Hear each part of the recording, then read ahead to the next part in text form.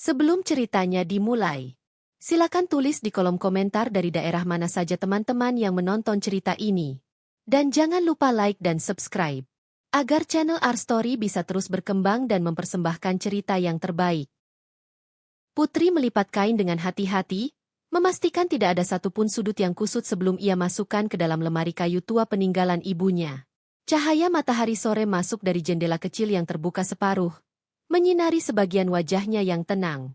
Di luar terdengar suara anak-anak tetangga berlarian di lorong kecil kompleks perumahan sederhana itu, sesekali diiringi tawa dan teriakan manja. Putri tersenyum kecil. Sudah hampir 2 tahun ia tinggal di rumah mungil ini bersama Rian, suaminya. Langkah kaki dari luar terdengar semakin dekat, lalu suara sepatu pria menyentuh lantai semen di depan pintu kayu mereka. Putri cepat-cepat menutup lemari, menyeka keringat di keningnya, lalu melangkah ke arah pintu. Rian udah pulang, gumamnya pelan, membuka pintu dengan senyum. Namun senyum itu tidak dibalas. Rian hanya melangkah masuk tanpa sepatah kata pun. Ia menaruh tas kerja ke kursi rotan di dekat pintu, lalu langsung duduk di sofa kecil, membuka sepatu sambil mendesah panjang. Putri menutup pintu perlahan. "Kamu capek, Mas? Aku bikin teh manis, ya?" tanyanya lembut. Rian hanya mengangguk pelan tanpa menoleh. Putri segera ke dapur. Tak lama, ia kembali dengan segelas teh hangat yang diletakkan di meja tamu. "Kerjanya banyak, Mas?" Putri mencoba mencairkan suasana. Tapi tak ada jawaban. Hanya suara seruputan teh dari Rian, lalu suara TV yang ia nyalakan dengan remote. Putri diam. Ia tahu Rian butuh waktu untuk tenang sepulang kerja. Ia sudah terbiasa dengan perubahan suasana hati suaminya itu. Awalnya ia pikir itu hanya karena tekanan pekerjaan. Tapi semakin lama, semakin jelas bahwa Rian sudah berbeda. Dulu, saat awal menikah, Rian adalah pria yang penuh perhatian. Bahkan untuk hal-hal kecil seperti membawakan bunga atau menuliskan catatan manis di post-it yang ditempelkan di cermin. Tapi semua itu mulai hilang perlahan sejak beberapa bulan terakhir. Ia mulai sering pulang larut malam, tidak lagi banyak bicara, dan jarang tersenyum. Putri duduk di lantai dekat sofa, memijat pelan betis suaminya. "Besok hari Minggu. Mau kemana, Mas? Atau istirahat di rumah aja?" tanyanya pelan. "Besok ibu mau datang. Katanya mau nginep 3 hari, jawab Rian datar. "Oh, iya. Nggak apa-apa. Biar aku siapin kamar belakang," jawab Putri cepat. Tapi dalam hatinya ada kecemasan yang tak bisa ditepis. Sudah beberapa kali Titi, ibu Rian, datang dan menginap di rumah mereka. Setiap kali itu terjadi, Putri merasa seolah menjadi tamu di rumah sendiri. Titi bukan tipe ibu mertua yang lembut. Ia selalu bicara tajam, menyindir, dan gemar membanding-bandingkan. Tapi Putri selalu memilih diam. Keesokan paginya, Putri sudah bangun sejak pukul 5. Ia membersihkan rumah, mencuci, memasak, dan memastikan kamar belakang sudah rapi. Ia tahu betul ibunya Rian suka memperhatikan detail, termasuk bagaimana susunan bantal, tingkat kekeringan handuk, bahkan letak sabun di kamar mandi. Saat suara ketukan pintu terdengar pukul 9 pagi, Putri buru-buru menyeka tangannya dan berjalan ke depan. "Ibu datang, Mas," serunya ke dalam rumah. Rian keluar dari kamar, masih mengenakan kaos rumah dan celana pendek. Ia membuka pintu dan tersenyum lebar. "Ibu." "Masuk, Bu." Titi melangkah masuk dengan tas jinjing besar dan ekspresi wajah tak bersahabat. Ia memandang Putri dari atas ke bawah seolah sedang menilai barang bekas. "Kamu masih pakai daster aja jam segini, Put?" sindirnya tanpa basa-basi. Putri tersenyum menahan hati. "Tadi habis bersih-bersih, Bu. Saya siapin kamar belakang buat ibu nginep." Baguslah kalau kamu masih bisa diberi kerjaan. Jangan cuma tahu ngabisin duit anak saya," sahut Titi sambil duduk di sofa. Putri menunduk, lalu mengambilkan segelas air putih. Minggu itu berjalan lambat. Setiap hari Titi selalu punya alasan untuk mengkritik Putri. Masakannya terlalu asin, cucian belum kering sempurna, bahkan cara Putri duduk dianggap kurang sopan. Setiap malam Rian hanya diam, bahkan cenderung membela ibunya. "Mama tuh ngomong gitu buat kebaikan kamu, Put. Jangan baperan," kata Rian suatu malam saat mereka sudah di tempat tidur. "Aku nggak baper, Mas. Aku cuma capek, jawab Putri pelan. Kalau capek, ya istirahat. Jangan bikin ribut, sahut Rian, membalikan badan dan mematikan lampu. Putri menatap langit-langit kamar gelap itu. Dalam diam, matanya mulai basah. Ia bertanya-tanya, apa salahnya sampai diperlakukan seperti ini? Tapi seperti biasa, ia tidak punya siapa-siapa untuk mengadu. Keesokan harinya, Titi membangunkan Putri dengan suara keras. Kamu bangun jam segini? Mau makan pagi nunggu siang? Kamu pikir ini hotel? Putri langsung bangkit dari kasur. Maaf, Bu. Saya bangun sekarang. Ia buru-buru ke dapur dan mulai memasak sambil menahan kantuk. Di tengah-tengah memotong bawang, kepalanya sedikit pusing karena belum makan sejak malam sebelumnya. Tapi ia teruskan. Ia tahu, jika terlambat sedikit saja, ia akan kembali mendapat kata-kata tajam. Setelah makan pagi, Titi duduk di ruang tamu bersama Rian yang baru saja bangun. Rian, kamu pikir-pikir lagi deh soal kerjaan istrimu itu. Gajimu aja belum seberapa. Dia nggak bantu sama sekali. Mending cariin dia kerja di warung biar ada penghasilan, kata Titi dengan lantang. Putri itu sudah cukup, Bu. Dia bantu dari rumah, jawab Rian sambil menggigit roti. Bantu? Bantu gimana? Listrik tetap dibayar kamu, air juga kamu. Belanja kamu. Lah dia bantu apa? Putri mendengar semua itu dari dapur. Ia menggenggam erat sendok kayu di tangannya. Ia tidak marah. Ia terluka. Piring-piring bersih yang baru selesai dicuci ditata rapi oleh Putri di rak kecil dekat wastafel. Wajahnya masih terlihat lelah. Namun ia memaksakan senyum saat mendengar suara Titi tertawa dari ruang tamu. Putri tahu tawa itu bukan karena bahagia, tapi karena sedang membicarakan sesuatu yang kemungkinan besar menyinggung dirinya. Seperti biasa, ia menarik napas dalam dan menyalakan kompor, mulai menyiapkan makan siang. Put, kamu denger nggak? Kesini deh sebentar. Suara Titi menggema. Putri menyeka tangan dengan celemek dan berjalan ke ruang tamu. Iya, Bu. Kamu tahu nggak harga beras sekarang berapa? Tanya Titi sambil menatap sinis. Terakhir saya beli, 50.000 sekilo, Bu. Titi mendengus. Makanya jangan suka beli di warung. Kemarin saya lihat struk belanja kamu. Kamu pikir saya nggak ngerti? Kamu tuh boros. Kalau kamu yang belanja, bisa bangkrut anak saya. Putri menunduk. Rian hanya duduk di sebelah ibunya tanpa berkata apa-apa. Matanya tertuju ke layar ponsel. Saya cuma beli yang memang perlu, Bu. Saya usahakan tetap hemat. Hemat? Hemat dari mana? Kamu beli sabun mandi 2 macam, beli teh, kopi, susu semua. Emangnya kamu hotel? Putri tak menjawab. Ia tahu jika menjelaskan, hanya akan dianggap membantah. Ia memilih kembali ke dapur dan melanjutkan masakan. Ketika waktu makan siang tiba, Putri menyusun meja makan kecil mereka dengan lauk sederhana. Sayur asem, tempe goreng, dan ikan pindang. Ia menyendokkan nasi ke piring satu persatu, lalu memanggil mereka untuk makan bersama. Silakan makan, Bu. Mas. Titi mengambil piring dan mulai mencicipi sayur asem. Belum 2 sendok, ia sudah mengernyit. Asinnya kebangetan. Kamu ini masak pakai lidah apa sih, Put? Putri terdiam, jantungnya berdetak lebih cepat. Ia tahu rasa masakan itu pas. Ia sudah cicipi sebelumnya. Rian mengaduk nasi di piringnya. Udah, jangan dimakan kalau nggak enak. Besok beli lauk aja. Putri duduk, tak menyentuh makanannya. Ia merasa seperti sedang diadili, bukan makan bersama keluarga. Hari-hari berikutnya tak banyak berubah. Titi semakin sering ikut campur. Saat Putri mencuci baju, Titi memeriksa satu persatu dan mengomentari cara bilasnya. Saat Putri membersihkan kamar mandi, Titi masuk dan menyuruhnya menggosok ulang karena belum kinclong. Yang paling menyakitkan adalah saat Rian mulai ikut menyalahkan hal-hal kecil yang dulu tak pernah ia permasalahkan. Sprei ini kusut banget. Kamu nyetrikanya gimana sih? Kenapa gelasnya taruh di situ? Kan biasanya di rak atas. Kenapa kamu baru nyuci jam segini? Entar sore belum kering. Putri menjawab semuanya dengan sabar, tapi malam hari ia menangis dalam diam, memeluk lututnya di kamar mandi agar tak terdengar oleh siapapun. Pada hari kelima kedatangan Titi, Sebuah insiden kecil terjadi.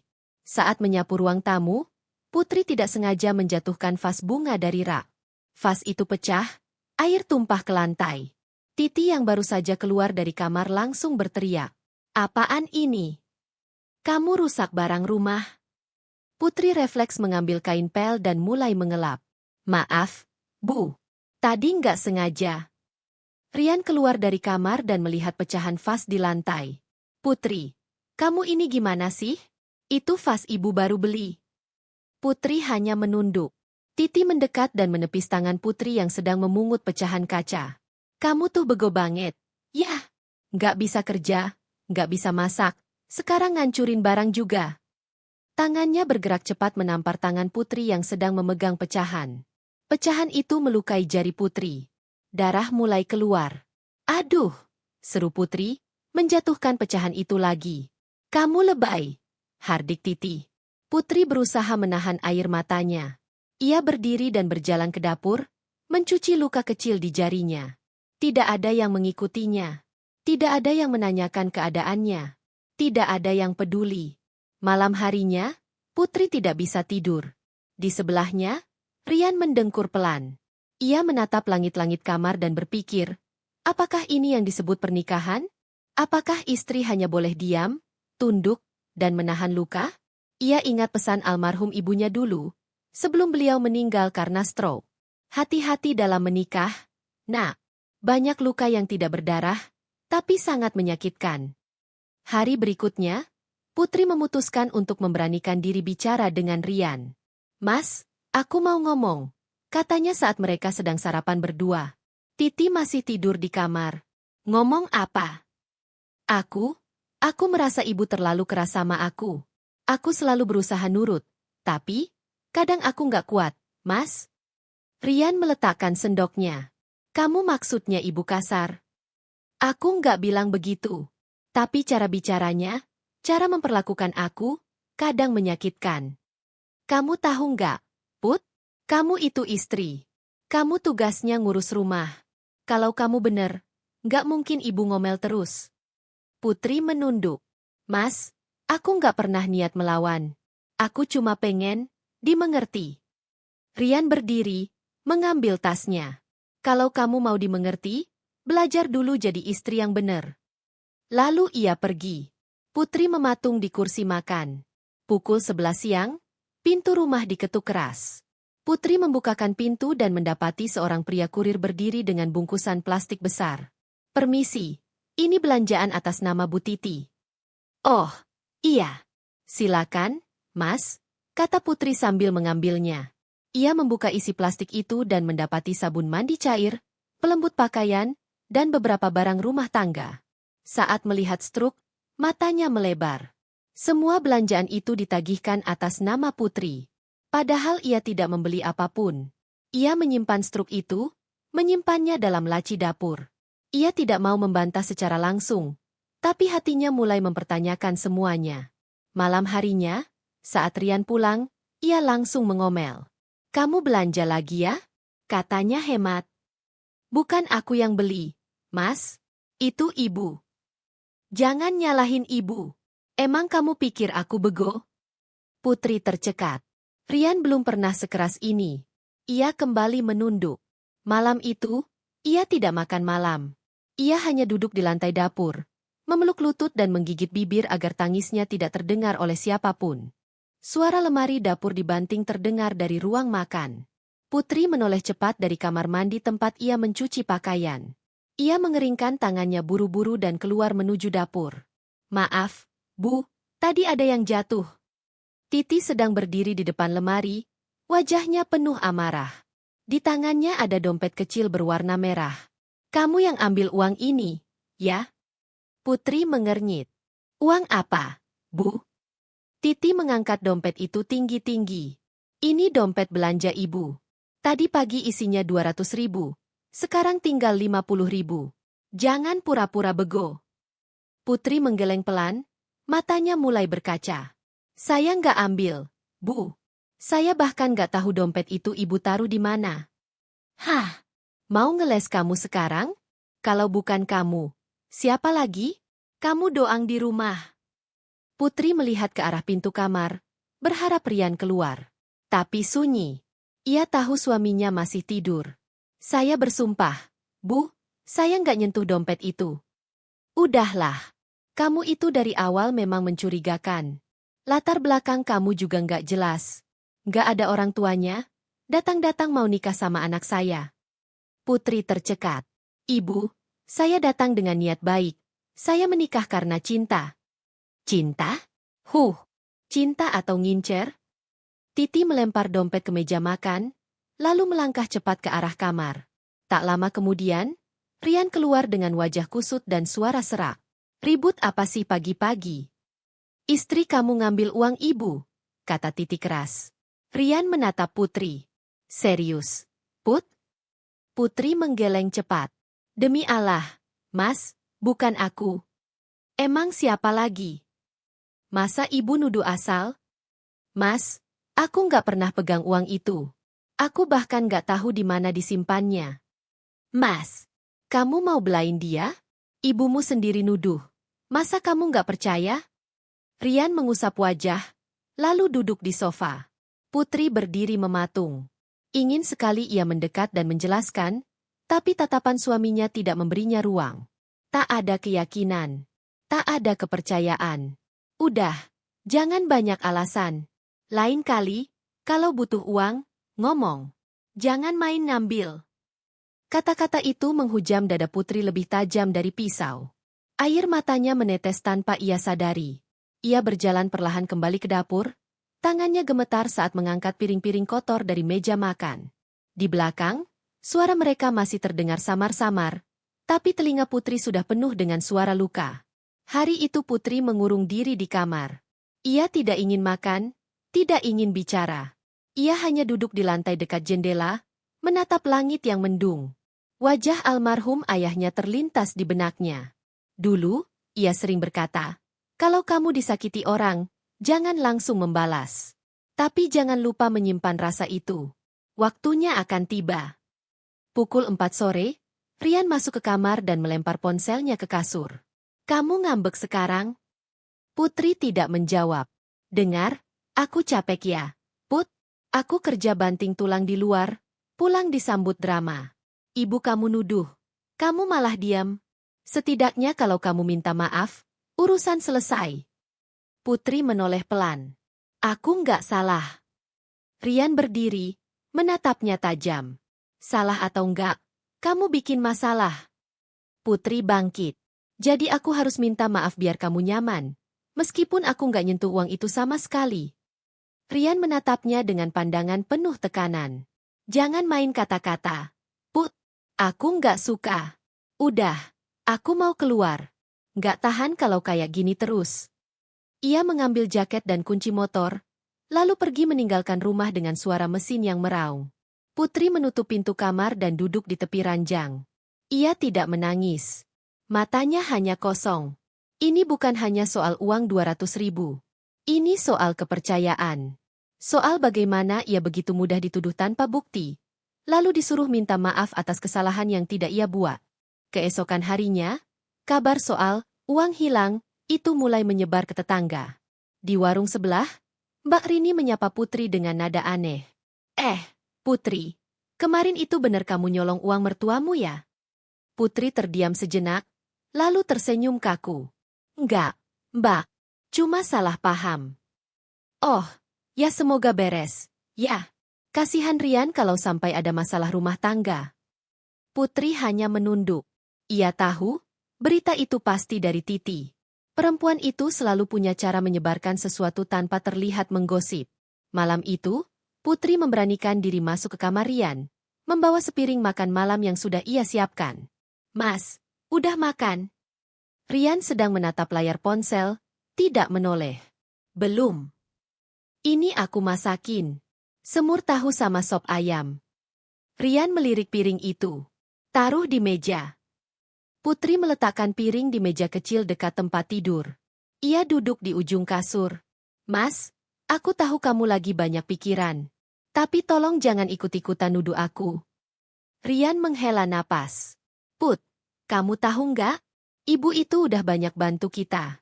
Kalau kamu bikin dia kecewa, aku juga ikut ke bawah. Aku tahu, Mas. Tapi bukan berarti aku harus disalahin terus. Aku istrimu. Kenapa kamu nggak pernah tanya langsung ke aku dulu? Karena kamu pasti ngeles. Putri berdiri. Aku bukan maling, Mas. Tapi kamu memperlakukan aku kayak penjahat. Rian berdiri juga. Jangan keras kepala, Putri. Tangan Rian menepis bahu Putri, membuatnya terdorong sedikit ke belakang.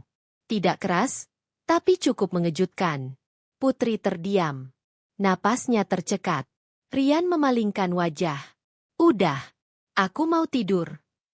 Putri meninggalkan kamar itu. Di luar, ia tidak menangis. Ia hanya berdiri lama di dekat pintu depan rumah, memandangi langit malam yang tanpa bintang. Ia mulai menyadari, perlakuan ini bukan lagi sekadar ketidaksengajaan. Ini adalah pola. Ini adalah luka yang diulang terus-menerus. Pukul 4 pagi. Putri membuka mata pelan. Suasana masih gelap dan sunyi. Ia bangkit perlahan dari ranjang, menyibak selimut tanpa suara agar tak membangunkan Rian yang tidur membelakangi. Kakinya menyentuh lantai dingin, tubuhnya lunglai. Tapi ia tahu ia tak boleh terlambat. Ia menyalakan lampu dapur dan mulai menyiapkan air panas. Kompor menyala. Wajan diletakkan. Ia menyiapkan bawang, cabai, dan daun salam. Tangannya bergerak lincah namun wajahnya kosong. Di luar, ayam berkokok. Hari baru dimulai. Pukul 5:10, suara pintu kamar Titi terdengar dibuka. Langkah cepat dan suara sandal menyeret langsung menuju dapur. Kamu baru mulai masak sekarang? Suara itu terdengar tajam, menusuk seperti biasa. Putri membalikkan badan. Maaf, Bu. Saya bangun 4 tadi. Tapi air gas belum nyala. Titi menghela napas keras. Kalau kamu bangun dari jam 2 juga, tetap aja kamu lambat. Putri menunduk. Maaf, Bu. Ini nasi belum matang. Lauk belum jadi. Kamu kira kami ini bisa makan angin? Putri hanya mengangguk. Ia tahu tak ada kata cukup bagi Titi. Bahkan jika ia mulai dari malam pun, tetap akan ada celah. Rian bangun pukul 6. Ia keluar kamar dengan rambut acak-acakan dan wajah masih mengantuk. Duduk di meja makan, memeriksa ponsel sambil menunggu sarapan. Titi duduk di sebelahnya. Tuh lihat, kamu harusnya punya istri yang bisa ngurus kamu. Bukan malah kamu yang nungguin istri siapin makan. Putri menghidangkan nasi dan telur balado, tahu goreng, serta sayur bening bayam. Silakan, Mas, Bu. Rian menyendok nasi dan mencicipi sayur. Tidak ada reaksi. Titi mencicipi juga, lalu meletakkan sendok. Bayamnya terlalu layu. Ini MAH masak buat kambing. Putri menggigit bibir dalam diam. Rian tidak berkata apa-apa. Ia hanya makan dengan pelan, lalu bangkit dan masuk ke kamar mandi. Putri duduk sebentar di lantai dapur. Kepalanya mulai pusing. Mungkin karena belum sarapan atau karena terlalu lama berdiri. Tapi ia tahu, jika duduk terlalu lama, Titi akan kembali bicara. Jadi ia bangkit dan mencuci piring. Pukul 9 pagi, Putri membersihkan kamar tidur. Sprei diganti, lantai dipel dengan karbol wangi. Saat ia sedang menyetrika baju Rian di ruang tengah, Titi mendekat. Kamu tahu nggak, Put? Rian itu bisa aja dapat istri yang lebih baik dari kamu. Tapi dia pilih kamu. Harusnya kamu tahu diri. Putri melipat baju pelan. Saya tahu, Bu. Makanya saya berusaha sebaik mungkin. Titi mendekat, lalu mengambil satu baju yang baru saja disetrika. Ia angkat tinggi-tinggi. Ini lipatannya jelek. Kamu belajar di mana sih? Sekolah setrika mana yang ngajarin begini? Putri menarik napas panjang. Maaf, Bu. Saya ulangi. Udahlah. Kalau kamu susah diajarin, mending pulang aja ke rumah orang tuamu. Kamu punya rumah nggak sih? Putri tidak menjawab. Ia mengalihkan pandangan keluar jendela. Sinar matahari menyilaukan, tapi tidak sehangat dulu. Tidak semenentram saat ia kecil dulu di rumah lamanya yang penuh kasih. Pukul 2 siang, Putri kembali ke dapur. Ia memasak makanan ringan untuk sore. Sambil menunggu adonan matang, ia duduk di kursi dapur dan mulai menulis di kertas kecil. Ia menulis semua hal yang ia alami selama beberapa bulan terakhir. Perlakuan kasar, tuduhan, tekanan psikis, sampai pada perasaan tidak dihargai. Ia menyimpan kertas itu di dalam kotak kecil, menyelipkannya di balik lemari bawah wastafel. Ia tidak tahu kenapa ia melakukannya. Tapi menulis membuatnya merasa sedikit lebih kuat. Pukul 4 sore, Putri ke warung membeli gula dan minyak. Saat kembali, ia melihat motor Rian sudah terparkir. Ia mempercepat langkah. Masuk ke dalam rumah, ia langsung disambut suara keras. "Kamu kemana aja?" Suara Rian membentak. Putri mendekat. "Saya ke warung, Mas. Beli gula dan minyak. Lihat, ini struknya." "Kenapa nggak bilang-bilang? Tiba-tiba rumah kosong." "Saya nggak nyangka Mas pulang lebih cepat. Kamu pikir saya ini maling? Pulang rumah sendiri kayak orang asing." Putri ingin menjelaskan, tapi Rian sudah masuk kamar sambil membanting pintu. Malam harinya, Rian tidak menyentuh makan malam. Ia duduk di sofa, menatap televisi dengan volume besar. Putri duduk di kursi makan, menunggu. Ia tidak ingin makan duluan tanpa Rian. Tapi 1 jam berlalu. 2 jam. Akhirnya ia hanya menyimpan makanan ke dalam tudung saji. Saat Putri menyalakan air untuk mencuci kaki sebelum tidur, Rian masuk ke dapur. "Kamu sengaja ya bikin makanan asin?" Putri menoleh cepat. "Asin, Mas? Tadi saya udah cicipi." "Saya bilang asin, ya asin. Kamu pikir lidah saya rusak?" Putri tidak berani menjawab. "Kamu tuh kalau masak pakai hati dikit bisa nggak? Jangan kayak robot." Putri menarik napas dalam. "Saya akan perbaiki, Mas." Rian menatap tajam. "Besok, kamu nggak usah masak. Saya mau beli makan aja. Capek saya jadi kelinci percobaan."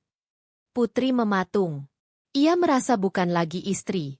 Ia merasa seperti pembantu. Seperti budak. Pukul 11 malam, ia masih terjaga.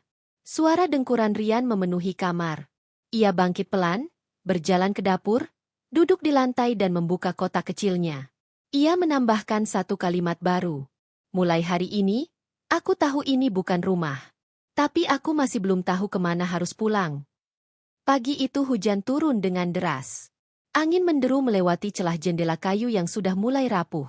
Putri bangun lebih awal dari biasanya. Matanya sembab karena menangis semalaman. Tapi ia tetap melangkah ke dapur, menyiapkan sarapan seperti biasa. Tangannya menggenggam sendok sayur dengan gemetar. Namun suaranya tetap tenang saat mengaduk panci. Langkah kaki terdengar dari arah kamar Titi. Pintu terbuka cepat, dan suara sandal yang diseret-seret langsung menuju dapur. Putri langsung meluruskan tubuh. "Kamu tahu jam berapa sekarang?" Suara Titi terdengar tajam. Putri menoleh, menunjukkan jam dinding. "Jam 5:10, Bu." "Kamu pikir rumah ini hotel? Mau masak jam 6 juga baru nyala kompor." "Saya tadi bangun jam 4, Bu. Tapi listrik tadi mati, baru nyala pas saya mulai." Titi tak membiarkannya menyelesaikan kalimat. Alasan terus. Dasar pemalas. Putri menunduk. Ia sudah terlalu lelah untuk membela diri. Tak lama, Rian keluar dari kamar mandi. Rambutnya masih basah, memakai kemeja rapi dan celana panjang hitam. Ia duduk di meja makan, membuka ponsel tanpa menoleh sedikit pun pada Putri. Sarapan diletakkan. Telur dadar, sambal terasi, nasi putih hangat, dan kerupuk. Titi ikut duduk dan menyendokkan nasi ke piringnya. Tapi baru 1 suap, ia berhenti makan. Ia letakkan sendok dengan keras. "Telurnya gosong." Putri buru-buru menjelaskan, "Itu bagian luar saja, Bu. Dalamnya masih lembut. Saya coba tadi." Titi mengangkat suara. "Kamu tahu nggak, dulu saya masak buat satu rumah isinya 7 orang, dan nggak pernah satu pun yang komplain. Sekarang kamu masak buat 2 orang aja gosong." Putri diam. Rian ikut meletakkan sendoknya. "Aku juga kehilangan selera, Bu." "Lihat tuh." Titi menatap Putri tajam. "Anakku udah kerja dari pagi sampai malam. Pulang ke rumah pengen makan enak, malah dikasih beginian." Putri menelan ludah. "Saya akan masak ulang." "Udah telat. Rian harus berangkat sekarang." Rian bangkit.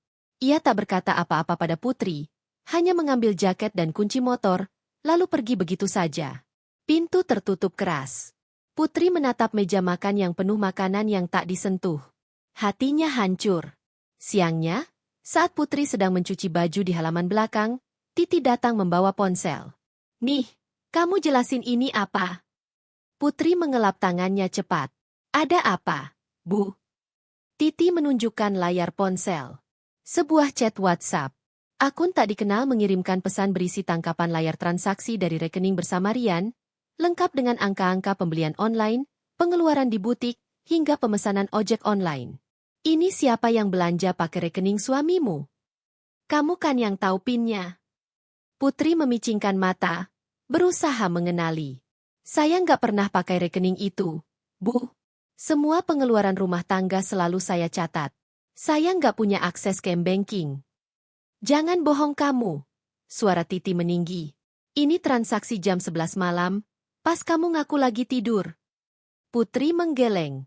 "Saya nggak tahu apa-apa, Bu. Mungkin salah." Titi menampar pundaknya. "Salah apanya? Semua bukti udah jelas. Jangan-jangan kamu dari awal cuma mau habisin harta Rian." Putri mematung. Titi melanjutkan, "Rian itu buta. Dia pikir kamu perempuan baik-baik. Ternyata kamu cuma benalu. Aku dari dulu udah curiga, tapi sekarang terbukti." Putri tak bisa berkata-kata. Ia bahkan tak tahu harus menjelaskan dari mana. Ia tidak pernah membuka akun itu. Ia bahkan tidak tahu passwordnya. Sore harinya, Rian pulang dengan wajah masam. Titi langsung menghampirinya. "Sudah kubilang, kan? Istrimu itu pemakan uang." Putri berdiri di ambang dapur. Ia menatap Rian, berharap suaminya akan bertanya langsung kepadanya. Tapi yang keluar dari mulut Rian justru, "PIN-nya kamu yang tahu. Kamu yang pernah kutitipin pas aku lupa HP. Aku nggak pernah kasih ke orang lain." Putri mendekat perlahan. "Aku nggak pernah buka akun itu, Mas. Aku bahkan nggak tahu cara aksesnya. Kamu pasti hapus riwayat di HP-ku, kan?" "Aku nggak pernah megang HP, Mas." Titi menyelip di antara mereka. "Udah, Ran. Kalau kamu masih percaya perempuan ini, berarti kamu siap bangkrut bareng dia." Putri menahan napas. Ia melihat mata Rian berubah. Dari netral menjadi curiga. Dari curiga menjadi benci. "Kamu harus balikin semua uang itu," ucap Rian dingin. Putri menggeleng. "Aku nggak tahu harus balikin apa, Mas. Aku nggak pernah ambil." Titi tertawa sinis. "Ya udah, kalau dia nggak mau ngaku, panggil aja polisi. Biar tahu rasa." Malam itu, Putri terduduk di pojok kamar. Ia memeluk lututnya. Kepalanya tertunduk. Air matanya sudah habis, tapi tubuhnya tetap bergetar. Ia tidak bisa tidur. Ketakutan mulai muncul. Rian dan Titi benar-benar percaya bahwa ia mencuri. Ia yang sejak awal menjaga, menghemat, menahan diri, bahkan tak pernah membeli sesuatu untuk dirinya sendiri, kini dituduh sebagai maling.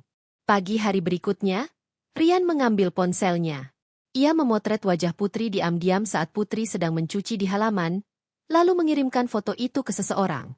Titi melihat dari balik tirai jendela dan tersenyum penuh makna. "Biar cepat selesai urusan kita sama perempuan murahan ini." Suara motor berhenti di depan rumah. Dua orang lelaki turun dengan kemeja lusuh dan map coklat di tangan. Salah satunya menyalakan rokok, yang lain langsung mengetuk pagar dengan kasar. Putri yang sedang menjemur pakaian menoleh. Matanya langsung menangkap gestur kasar dari orang-orang itu. Titi keluar dari rumah sambil tersenyum lebar, seolah menanti tamu agung. "Masuk aja, Pak, itu dia orangnya," kata Titi sambil menunjuk ke arah Putri. Putri melangkah mundur. Kedua lelaki itu menghampirinya sambil membuka map dan menunjukkan surat. "Kamu Putri, istri dari Rian?" Putri mengangguk ragu. "Iya, ada apa ya?" "Kami dari pihak koperasi dan penyelidik internal bank tempat suami kamu menyimpan dana. Kami menerima laporan dugaan penyalahgunaan rekening dan transaksi ilegal atas nama suami kamu. Kami sudah punya bukti kuat. Sekarang kami hanya perlu klarifikasi dan tanda tangan kamu sebagai pihak yang dicurigai memegang akses." Putri melongo. "Saya? Saya nggak pernah megang akun itu. Salah satu pria menyela, tapi nama kamu ada di catatan login terakhir. Kami punya IP address, lokasi, dan waktu. Kami butuh kamu ikut kami ke kantor buat dimintai keterangan. Putri memandang Titi, berharap penjelasan. Tapi Titi malah berbisik pelan, cukup keras untuk didengar Putri. Makanya jangan sok-sokan jadi istri suci. Sekarang baru tahu rasanya. Rian muncul dari belakang. Ia baru pulang kerja. Wajahnya lelah tapi tak heran melihat semua ini. Saya udah bilang, Pak, istri saya memang kelihatan baik, tapi di balik itu semua. Putri menatap Rian. Mas, kamu percaya mereka? Aku nggak tahu apa-apa soal rekening itu. Rian tak menjawab. Ia hanya menatap kosong ke arah Putri lalu melirik petugas. Kalian urus aja sesuai hukum. Putri gemetar. Mas, jangan tinggalin aku. Namun Rian sudah melangkah masuk rumah. Pintu tertutup perlahan, meninggalkan Putri yang kini dikelilingi dua pria asing dan seorang mertua yang tersenyum sinis. Putri dibawa ke kantor koperasi. Ia duduk di ruang sempit tanpa jendela. Suara printer dan klik keyboard terdengar sayup-sayup. Seorang wanita paruh baya dengan blazer merah marun datang membawa setumpuk dokumen. Silakan tanda tangan di sini. Ini hanya berita acara pemeriksaan awal. Putri membaca lembaran itu perlahan. Bahasa hukum yang rumit membuatnya kebingungan. Apa saya boleh menelepon? Wanita itu menggeleng. Prosedur ini belum mengizinkan komunikasi luar. Nanti setelah proses klarifikasi awal, baru boleh. Putri tak punya pilihan. Dengan tangan gemetar, ia pegang pena, tetapi tak juga menuliskan namanya. Apa saya boleh membaca seluruh isi berkas ini? Wanita itu tampak tak sabar. Bu, ini hanya prosedur. Tanda tangan aja dulu. Semua akan dibantu. Putri menatap sekeliling. Hatinya bergemuruh. Ia tak pernah membayangkan duduk dalam ruangan seperti ini, dicurigai sebagai penjahat. Sore hari, Putri dipulangkan karena tidak cukup bukti untuk menahannya.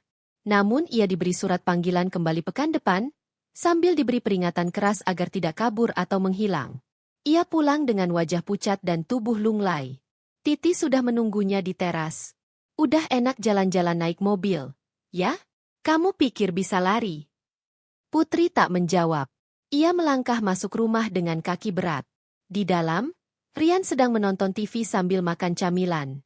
Ia tak menoleh sama sekali ketika istrinya lewat. Putri ingin bicara, tapi lidahnya keluh.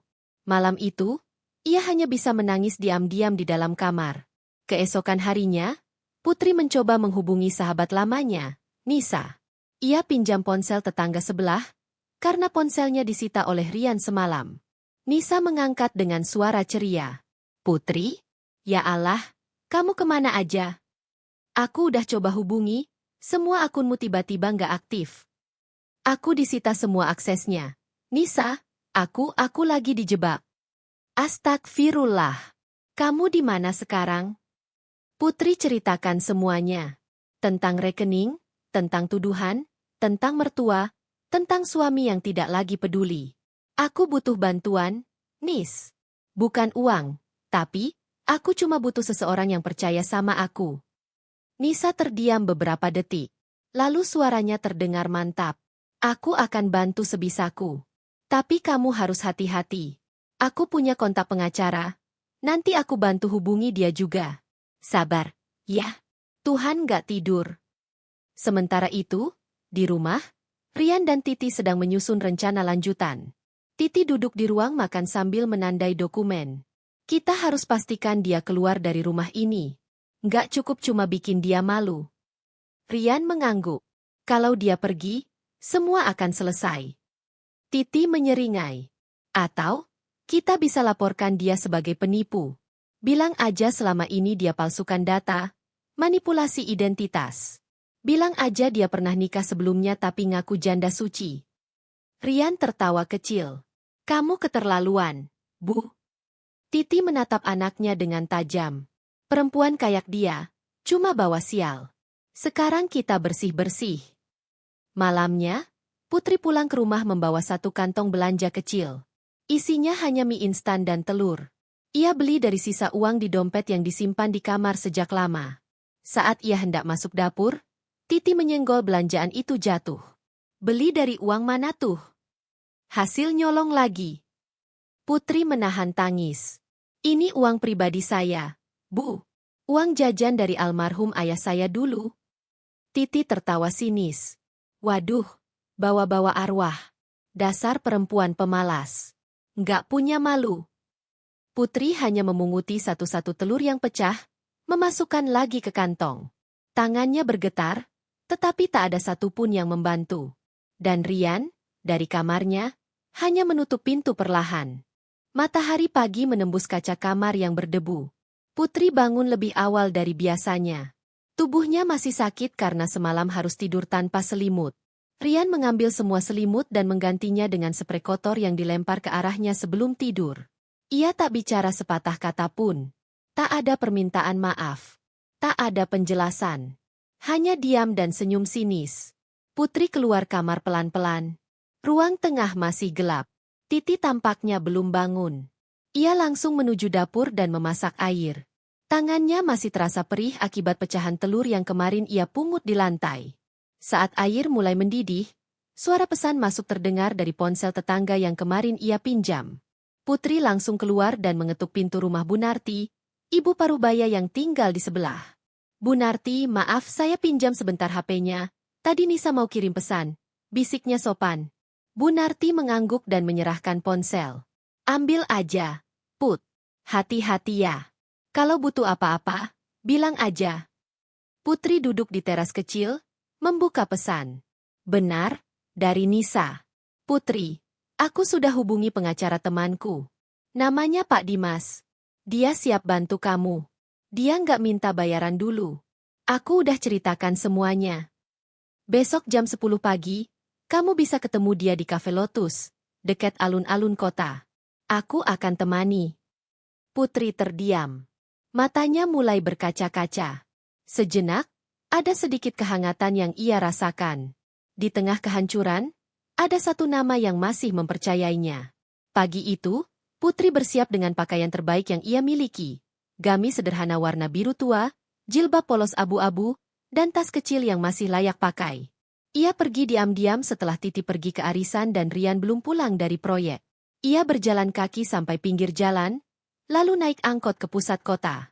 Saat sampai di Cafe Lotus, ia langsung melihat Nisa melambaikan tangan.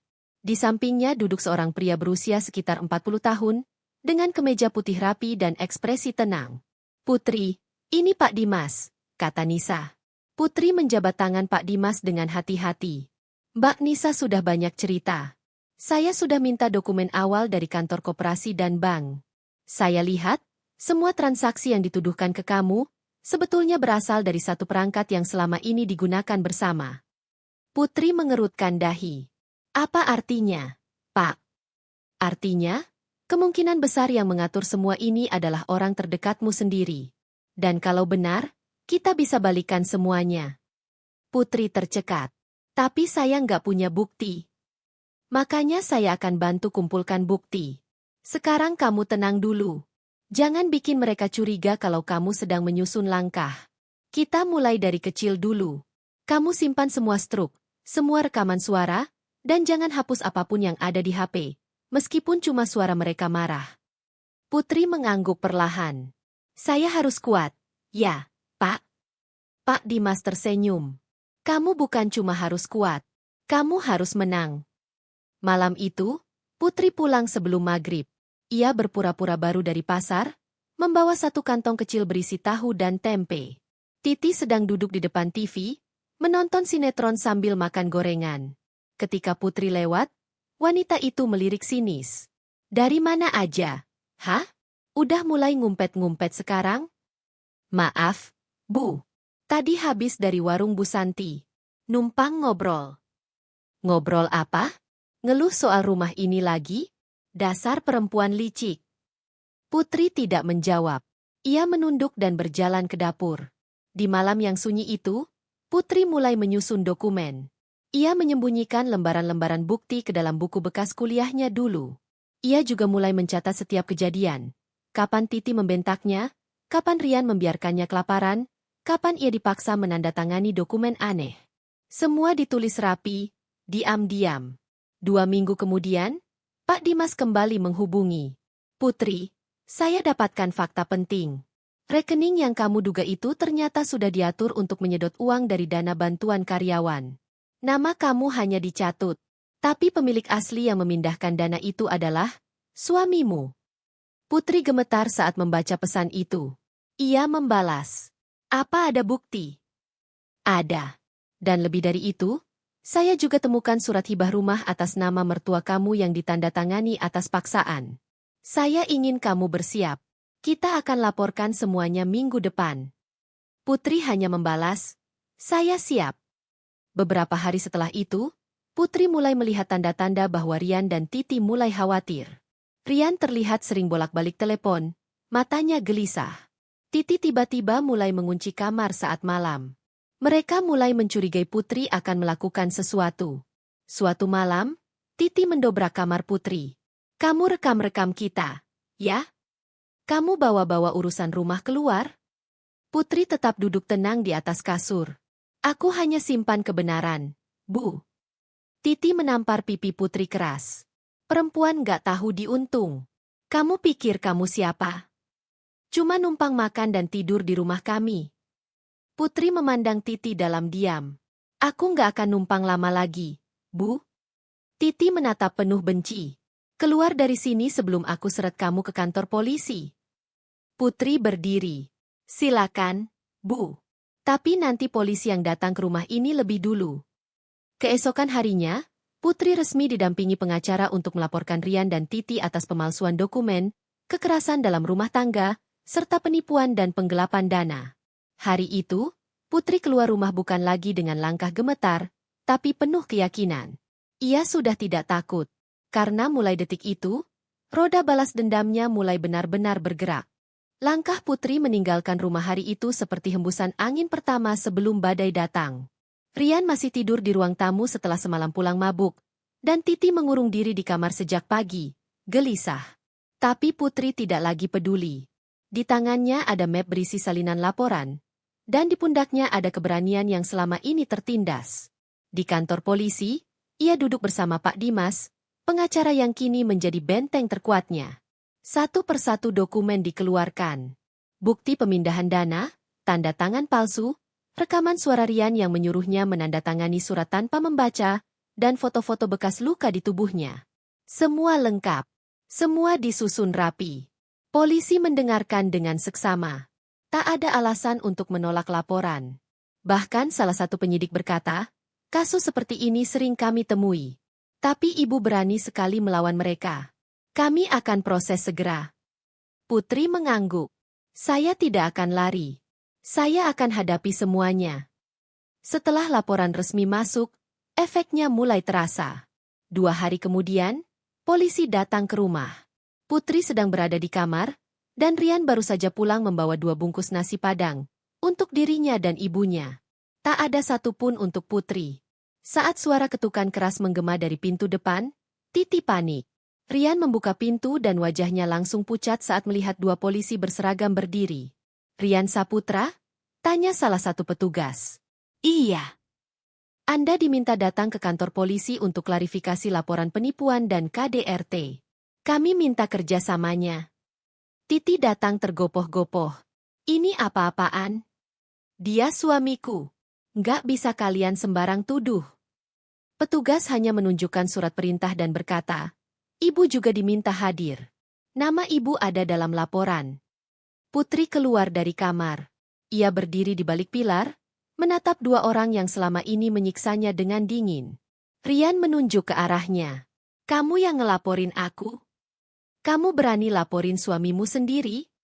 Putri tak menjawab. Ia hanya membuka pintu lebar-lebar dan mempersilakan polisi masuk. Silakan, Pak. Semua dokumen tambahan ada di meja ruang tamu. Di kantor polisi, interogasi berlangsung lebih dari 2 jam. Rian membantah semua tuduhan, bahkan menyebut Putri sebagai istri yang tidak waras. Tapi polisi sudah punya data. Transaksi keuangan, rekaman CCTV di kantor koperasi, hingga bukti suara dari tetangga yang mendengar suara bentakan dan lemparan barang dari dalam rumah. Titi lebih agresif. Ia mengamuk, menuduh Putri bersekongkol dengan orang luar untuk menghancurkan keluarganya. Tapi makin ia marah, makin mudah petugas menangkap bahwa ini bukan sekadar drama keluarga biasa. Ini pelecehan sistematis terhadap seorang wanita. Malam itu, Putri pulang sendirian. Rumah terasa hampa. Rian dan Titi belum boleh pulang. Pemeriksaan lanjutan akan dilakukan esok. Ia menyalakan lampu ruang tengah, duduk di sofa, dan untuk pertama kalinya sejak lama, ia tersenyum kecil. Ponselnya berbunyi. Putri, ini aku, ayahmu. Suara itu membuat dadanya menegang. Aku dengar semuanya. Dari media. Dari laporan pengacara yang dulu kamu tinggalin sebelum kabur dari rumah. Kamu sudah cukup lama sembunyi. Tapi sekarang kamu sudah cukup kuat. Kalau kamu mau, kamu bisa pulang ke rumah ini kapanpun. Putri tidak langsung menjawab. Kamu tidak pernah mencariku sebelumnya, ya? Aku salah. Aku mengira kamu bahagia. Tapi sejak aku tahu kebenarannya, aku kirim orang untuk pastikan kamu baik-baik saja. Bodyguard kita di kota sudah siaga. Mereka akan menjemputmu besok. Putri memejamkan mata. Ia masih tidak percaya bahwa kekuatan yang dulu ia tinggalkan, kini kembali datang tanpa ia minta. Ayah akan kirim mobil pukul 9 pagi. Kamu tidak perlu tinggal di rumah itu lagi. Semua akan kami urus. Putri menutup telepon. Tangisnya pecah. Tapi kali ini bukan tangis ketakutan, melainkan kelegaan yang dalam. Perlahan-lahan, dia mulai melihat cahaya. Pagi hari berikutnya, suara deru mobil-mobil mewah terdengar di gang sempit tempat rumah Rian berada. 3 mobil hitam berhenti, dan keluar dari masing-masing mobil adalah pria-pria berjas hitam dengan alat komunikasi di telinga. Para tetangga keluar melihat. Wajah-wajah ingin tahu memenuhi jendela dan pagar. Pemandangan itu seperti adegan film, tapi nyata. Di tengah mereka, satu mobil terbuka dan seorang wanita muda turun sambil membawa mantel. Putri melangkah keluar dari rumah, membawa satu koper kecil. Ia berjalan melewati kerumunan warga, melewati tatapan-tatapan tercengang, lalu masuk ke mobil paling depan. Salah satu bodyguard membungkuk sopan dan berkata, "Ibu Putri, semua sudah siap. Sesuai perintah Tuan Pramana, kami akan antar ibu ke kediaman utama." Putri duduk di kursi belakang, menatap kaca jendela dengan tenang. Saat mobil mulai melaju, dari jauh ia melihat Rian dan Titi turun dari taksi di ujung gang. Mereka membeku saat melihat konvoi mobil mewah meninggalkan rumah mereka. Rian melangkah tergesa, mencoba menerobos kerumunan. "Putri! Putri!" Tapi suara itu tenggelam di antara deru mesin dan sorak-sorai warga yang tercengang. Putri tidak menoleh. Ia hanya berkata lirih kepada dirinya sendiri. "Aku bukan lagi istrimu, Rian. Dan aku bukan lagi menantumu, Titi. Aku adalah Putri Pramana. Anak tunggal pemilik kerajaan bisnis terbesar di kota ini. Dan sekarang giliranku." Pintu besar rumah megah bercat putih gading terbuka pelan, memperlihatkan deretan pilar tinggi dan halaman luas yang dipenuhi tanaman eksotis dan lampu taman. Putri melangkah turun dari mobil mewah, matanya menatap bangunan megah yang dulu ia tinggalkan dengan luka dan tangis. Seorang pria berusia 60 tahun berwajah teduh, mengenakan setelan jas hitam elegan, berjalan ke arahnya. Pramana, ayahnya. Raja bisnis properti dan keuangan yang kekayaannya menghiasi halaman depan berbagai majalah. Putri menahan napas. Langkah mereka bertemu di tengah. Untuk sejenak, waktu seperti membeku. "Ayah minta maaf," ucap pria itu pelan. Putri tidak menjawab. Ia hanya mengangguk, lalu memeluk ayahnya erat-erat. Tangisnya pecah, meledak bersama seluruh beban yang selama ini ia pendam sendirian. Malam itu, ruang makan keluarga dipenuhi suara lembut dan tawa kecil. Putri duduk di antara ayahnya dan Tante Winda, adik Pramana yang selama ini tinggal di luar negeri. Makanan terhidang mewah. Tapi bukan kemewahan yang membuat Putri tersenyum malam itu, melainkan rasa aman yang kembali ia rasakan. "Besok kita mulai," kata Pramana di ruang kerja setelah makan malam. "Mulai apa?" tanya Putri. "Semua. Aku sudah siapkan tim hukum, detektif pribadi, dan 1 unit investigasi internal. Aku tidak hanya akan membersihkan namamu, tapi juga mengangkat kamu sebagai direktur utama anak perusahaan di Jakarta. Kamu akan kembali ke dunia ini, bukan sebagai anakku, tapi sebagai dirimu sendiri. Putri menarik napas panjang. Aku tidak ingin balas dendam secara membabi buta. Tapi aku ingin mereka tahu, aku bukan perempuan lemah yang bisa diinjak. Aku ingin mereka merasakan apa yang aku rasakan. Pramana mengangguk. Dan kamu akan dapatkannya. 3 hari setelah kepulangan Putri, berita mulai menyebar. Tabloid-tabloid gosip memuat headline tentang Ratu Muda Pramana Group kembali setelah bertahun menghilang, dan Putri Pramana, dari korban KDRT menjadi pemimpin konglomerasi baru. Nama Rian dan Titi ikut terseret. Wartawan mulai berdatangan ke rumah mereka. Para tetangga menjauh, mencibir, bahkan ada yang terang-terangan menolak menyapa. Rian murka. Gara-gara perempuan itu hidup kita hancur. Tapi Titi hanya diam. Ia lebih takut dari sebelumnya. Ada rasa yang sulit ia pahami. Campuran panik, takut, dan sedikit penyesalan. Namun, badai sesungguhnya belum datang. Sebuah surat peringatan hukum tiba di rumah Rian. Ia membukanya dengan tangan gemetar. Isinya, pemberitahuan gugatan penggelapan aset dan pencurian identitas oleh pihak Pramana Law Firm. Jumlah kerugiannya mencapai miliaran rupiah. Bersamaan dengan itu, kantor koperasi tempat Rian bekerja juga mendapat surat. Salah satu pemilik saham terbesar koperasi itu adalah anak perusahaan Pramana Group. Dalam waktu seminggu, Rian dipecat tanpa pesangon. Titi juga menerima kabar pahit. Koperasi simpan pinjam tempat ia meminjam uang dengan jaminan rumah dan emas milik Putri, kini membekukan asetnya karena dokumen peminjaman diduga palsu dan akan diaudit ulang. Semua pintu perlahan tertutup bagi mereka. Rian mencoba meminjam ke teman-temannya, tapi semua menolak. Bahkan saudaranya sendiri mulai menjauh. Kalian bermasalah hukum. Maaf, aku nggak bisa bantu. Sementara itu, Putri mulai aktif masuk kantor. Gedung tinggi menjulang di pusat kota Jakarta menyambutnya dengan elegan.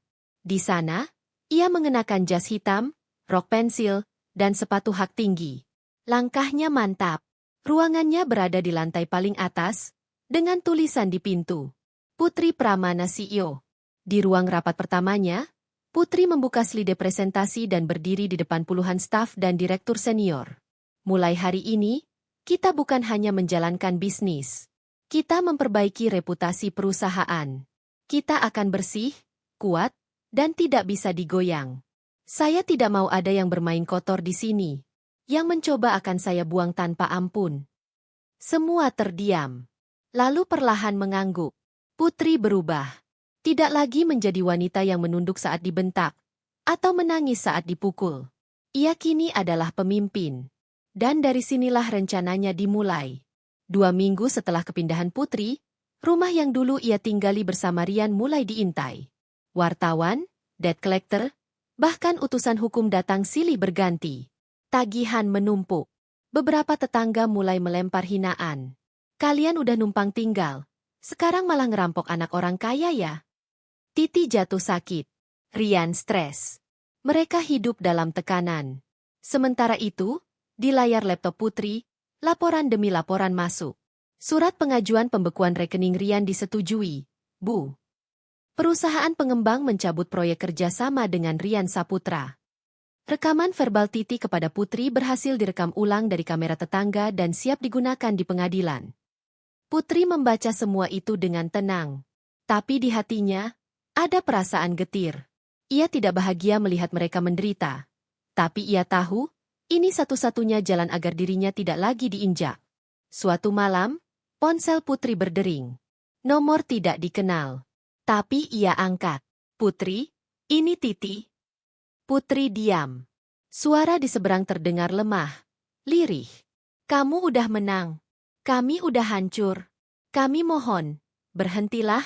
Jangan buat kami benar-benar jadi gelandangan. Putri terdiam lama. Tangannya mengepal. Ia bisa saja menutup telepon.